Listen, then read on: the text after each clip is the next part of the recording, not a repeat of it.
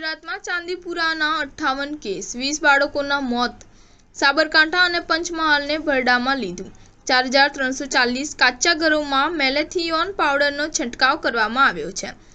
રાજ્યભરમાં ચાંદીપુરા વાયરસથી સંક્રમિત દર્દીઓના કેસમાં દિવસે ને દિવસે ઉછાળો આવી રહ્યો છે।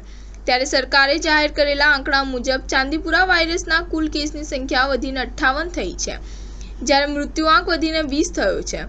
જ્યારે અત્યાર સુધી આ વાયરસની અસર ગ્રામીણ વિસ્તારમાં જોવા મળતી હતી, પણ હવે અમદાવાદ, વડોદરા અને રાજકોટ જેવા મોટા શહેરોમાં પણ જોવા મળી રહી છે। ચાંદીપુરા વાયરસને લઈને સરકારે હેલ્પલાઇન નંબર 104 શરૂ કરી છે, જેમાં આ વાયરસને તમામ કેસોમાં સારવાર સંબંધિત માહિતી મળી શકે છે।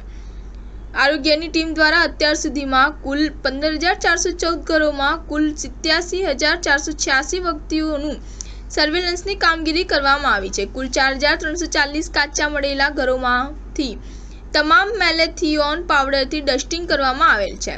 પંચમહાલ જિલ્લામાં આવેલા ગોધરા તાલુકાના નંદાપુરા અને મોટી કોટડી ગામે તેમજ મોરવા હડફ તાલુકાના ખાબડા અને ખાનપુર તથા ઘોઘંબા તાલુકાના જિંજરી ગામે શંકાસ્પદ ચાંદીપુરમ વાયરસના કેસ મળી આવ્યા છે, જેમાં મોરવા હડપ તાલુકાના ખાનપુર ગામે એક બાળકનું મોત થયું છે, જેને લઈને જિલ્લા આરોગ્ય તંત્ર હરકતમાં આવીને તમામ જગ્યાએ સઘન ચેકિંગ હાથ ધરી તમામ જગ્યા ઉપર દવાનો છંટકાવ કરવામાં આવી રહ્યો છે।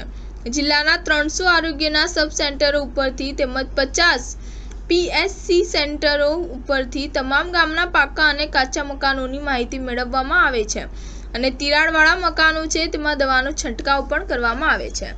સ્ટાર ન્યૂઝ 7 હંમેશા સચ્ચાઈની સાથે।